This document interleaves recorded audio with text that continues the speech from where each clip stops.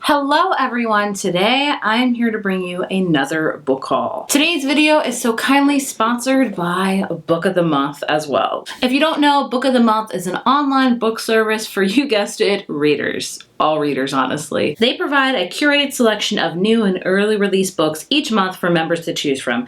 They have some amazing selections each month that feature a plethora of genres such as mystery thrillers, literary fiction, romance, historical, sci-fi, fantasy. Usually you can find a whole bunch of different genres in every single month's selections. Like I said, there are 5 selections at the beginning of each month for members to choose from. There's also add-ons as well that you can do. They do like 2, I think, bonus add-ons each month. And in case you're not feeling any of the selections for the current month, you can go on their catalog, like their backlog, and see all of their different selections they've had in the past. Maybe you missed a book in the past and select that one for that particular month. You can also skip a month without any penalties at all. You'll just pick up your membership right on the next month. If you're interested in Book of the Month, which I highly recommend you do because I love their service, I love their selections, and they're just a great company, you can use the code Bookables at checkout to get your first book for only $9.99. Now for an adult hardback, that price is unbeatable, so I highly recommend you check them out, try them out for 1 month, see what you think about it. Be sure to use a code because coupon codes are always amazing. So if you're interested in Book of the Month, all the information will be down below with the link, the code, all of those many things. I just really love their company. I love their selections. I love trying to guess which selections will be each month. Sometimes I'm right, sometimes I am very wrong with the case of this month in particular. Since we're talking about Book of the Month, let's talk about their 5 selections for July. So this month I know none of the books. Usually I can guess what books are going to come out, depending on new releases and stuff, and usually I recognize them. This month I recognize 0 of them. That doesn't happen too often, but here we are. It's always fun too because you get to discover new books that you never heard of that maybe other people had. And yeah, so if you've heard of any of these, let me know. So the first book I believe is a mystery thriller, at least the cover suggests that, and that is 56 Days by Catherine Ryan Howard. And this book, it's got a very, very short synopsis. It says 56 days ago, Sierra and Oliver met in a supermarket, Hugh in Dublin, and started dating the same week that COVID-19 reaches its shores. And then 35 days ago, lockdown happens and they decide, hey, let's just stay together. So Claire sees a unique opportunity to get the relationship closer, but Oliver sees it as a chance to hide who and what he really is. And today, detectives arrive at Oliver's apartment to discover a decomposing body inside. Can they determine what really happened, or has lockdown created an opportunity for someone to commit the perfect crime? So sounds really creepy. Then we have a historical fiction novel called Sisters in Arms by Kaya Alderson, which I love this cover. And this one is a true story based on the first and only all-black battalion of the Women's Army's Corps, the legendary 688. These brave women risked their lives to serve with honor against incredible odds. So like I said, it's based on the true story. It sounds amazing, and I don't read too much historical fiction, but this one really sounds awesome. Then we have a really intense one called Razorblade Tears by S.A. Cosby.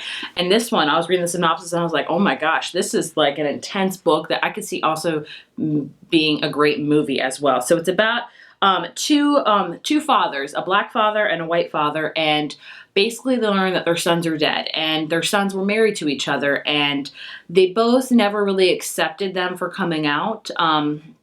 But since they were murdered, they start to grow a kinship, and they are out for revenge on who killed their sons, obviously so. So this whole book is a story of bloody retribution, heartfelt change, and maybe even redemption. So it sounds like it's going to be an intense, like, thriller, edge of your seat, with a lot of revenge and a lot of things like that. The last 2 books I believe are kind of literary fiction books. First up we have We Are the Brennans by Tracy Lang, and this one is all about a girl named Sunday who wakes up in a hospital. She's bruised and battered after a drunk driving accident. She decides to go home to her family in New York, who she hasn't talked to for years, and she even left an ex-fiance there. So she's determined to rebuild her life and get close to her family, but her family's pub is threatening to close down, so they have to reveal all of like their family's secrets and things like that. So it's going to be all about a family and coming back to a family and things like that. Last book we have for the selection is The People We Keep by Allison Larkey. I love this cover. So this book is all about, it takes place in 1994, so I guess technically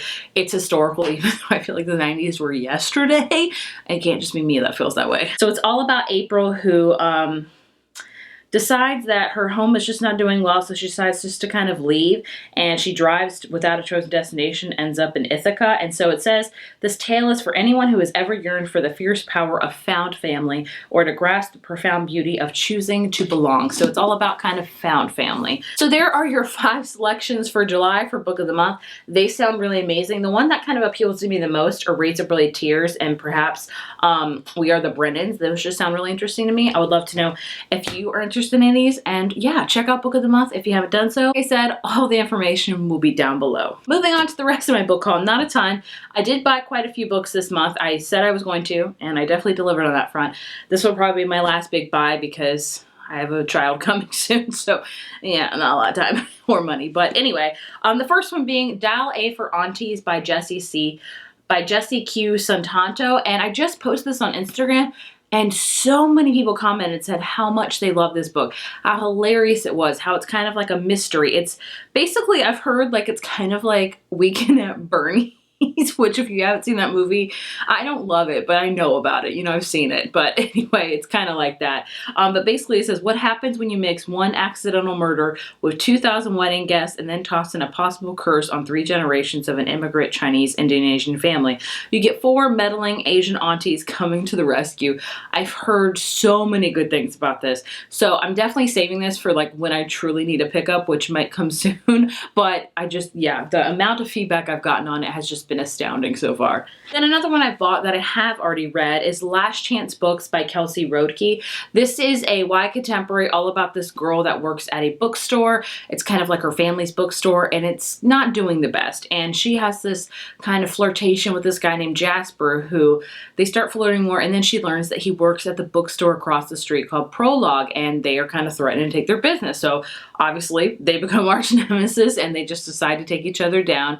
And it's kind of got a You've Got Mail spin to it, as in the fact where it's 2 rivaling bookstore companies, especially one is indie and, you know, a neighborhood bookstore, and the other one's a big corporate chain. I liked it. I didn't love it. I'd say if you're really a big fan of books set in bookstores, definitely check it out. It was a cute YA contemporary, so it fit the bill for me on that regard. Another mystery thriller I got because of such amazing feedback is Finlay Donovan is Killing It by El Cosmano. Hopefully I pronounced that correctly. Another kind of funny mystery thriller, which I love those. So this one is about a character named Finlay, if you can't tell, and she's a stressed out single mom of 2, and she finds her life in chaos.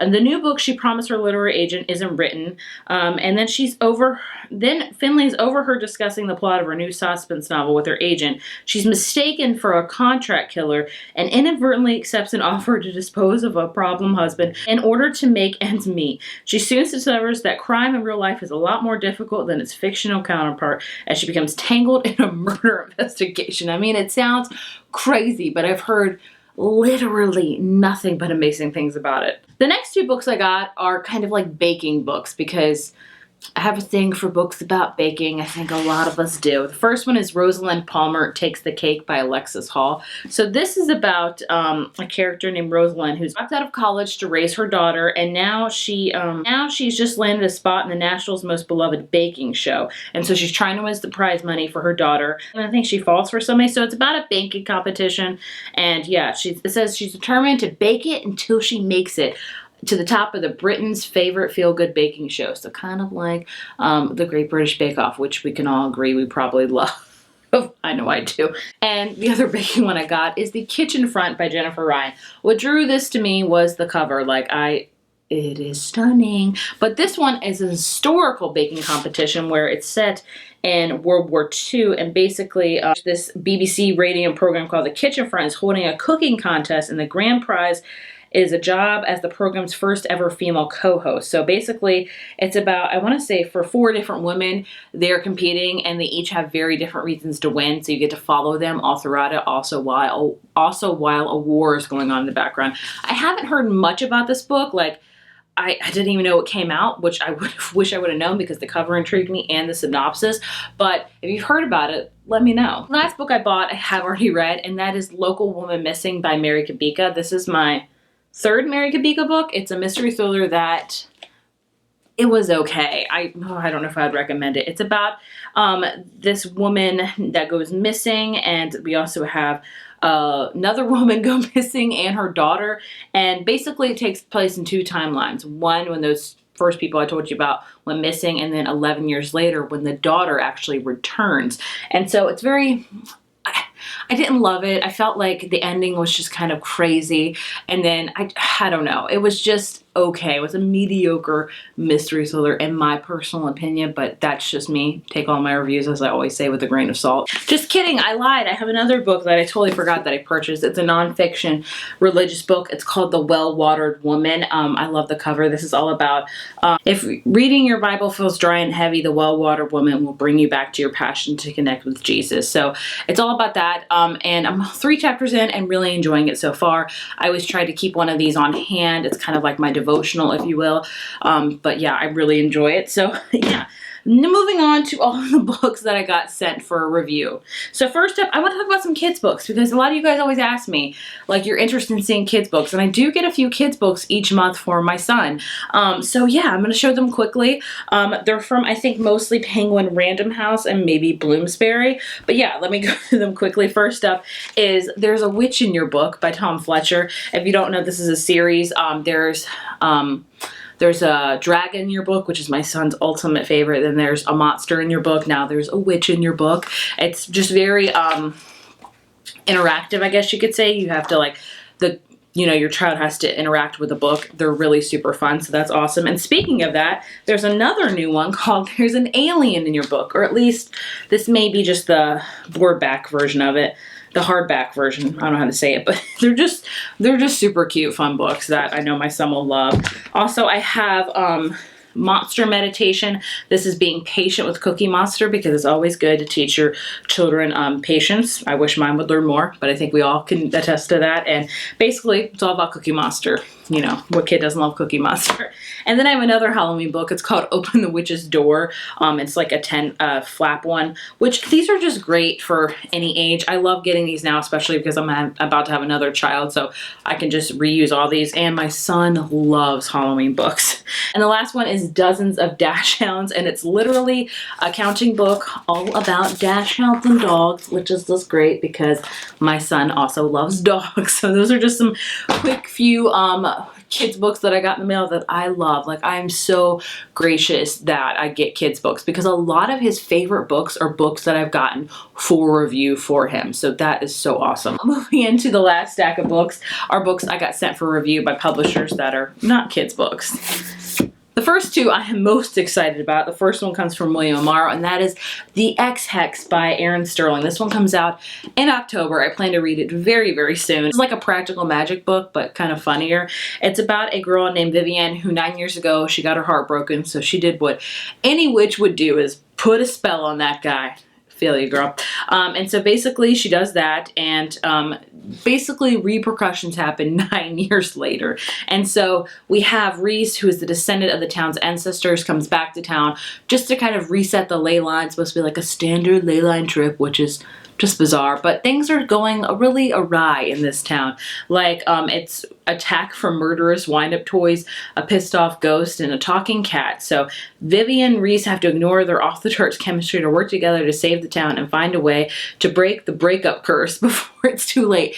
It just sounds like a fun, kind of spooky novel that I cannot wait. Like, I have such high expectations for this one. One I'm actually currently reading as of filming this is A Lot Like Adios by Alexis Dario. I've read her previous book, You Had Me at Hola, and loved it. So this one is about 2 characters named Michelle and Gabe who were best friends in high school and growing up, and then they kind of had a thing, and then Gabe just like left town. They lived in New York, he left to move to California, and like hasn't talked to her for like 13 years. But now his company needs some rebranding, and who's like the top branding consultant but Michelle. So he has to go back to New York.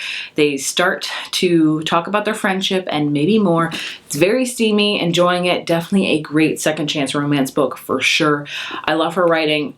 I'm really enjoying it so far. Also from William Amaro, we have False Witness by Karen Slaughter. This is her newest book. This one comes out in July, and it's a standalone novel, which is rare for her because she writes a lot of series. So I am very excited for this one. So this is about a woman named Lee who basically has worked hard to build a normal life, and then she is an attorney, and she gets a call for her to or to defend a wealthy man accused of multiple counts of rape. And she doesn't want to do the case, obviously, but then she learns that she comes face to face. It's no coincidence that the guy specifically asked for her to represent him. She knows him and he knows her. More to the point, he may know what happened over 20 years ago and why Lee has spent 2 decades avoiding her past. So Karen Slaughter writes, like, I think this is going to be really gritty, gory. I have to prepare myself for it, but I really enjoy her writing. I've read one of her other books before, so I'm really hoping to love this one. So for William Amaro, I have a new Meg Cabot book called No Words.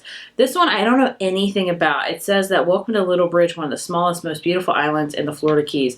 I love books in Florida Keys. So it's about Jo, who's always sworn she never stepped foot on Little Bridge. Not as long as her nemesis bestselling author Will Price is living there. And so basically she gets an all expense paid trip to go there, and then of course Will and Jo meet up again, and Will is super sorry. And yeah, I think this is like a second chance romance summary. I did not know anything about this. I don't even know when it's coming out, honestly. It sounds really cute, so I might have to check this out. I read Meg Cabot books when I was a teenager, but I haven't read any thus far, but maybe I'll have to check this one out. From Wednesday Books, I have the new Christina Riccio book. You know, she's a booktuber here, so that's so awesome. This is her second book. It's got like dual covers as well, and the hardback, I think, has a microphone on it. That's super cute. So this one, I don't know much about it. I know it's a YA contemporary book.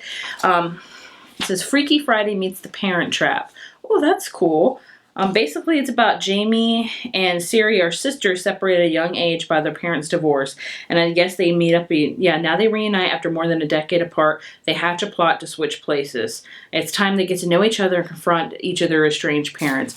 Oh, so it is kind of like The Parent Trap, which is a quintessential 90s movie in my opinion. Books are all from Simon Teen, the first one being Heartbreakers and Fakers by Cameron Lund, another YA contemporary, and it's about a girl named Penny, who I think she had her boyfriend and a best friend, but then Penny, like after a party, and she kisses her best friend's boyfriend, which is a big no-no, obviously. And so they decide, Olivia and Kai, the guy that she kissed, decide to save their relationship by convincing their friends that they really do have feelings for each other, which is just beyond me of how that would save their relationships, but I don't know. I read her previous book, The Best Laid Plans, and I did not like it. So I don't know. It sounds super summery and kind of interesting. If you've read it, let me know your thoughts on it. And the last 2 books are part of a series. We have Saints and Misfits and Misfit in Love by S.K. Ali. I love the covers of these. This is, there are 3 kind of peoples in my life: saints, misfits, and monsters. And basically, I don't know much about this. Then we have The Misfit in Love, which I think is a sequel or could be like a companion novel. I'm not 100% sure. I still need to read both of these, so I'm horrible. Either way, that was my book haul for this month. I hope you enjoyed. There's a lot of really great books that I'm very, very excited to read. Some I've already read, some for my kid to read, just a plethora of a whole bunch of different genres. If you've heard of any of these, please let me know in the comments. Again, thank you so much to Book of the Month for sponsoring this video. And yeah, I'll see you in the next one. Bye.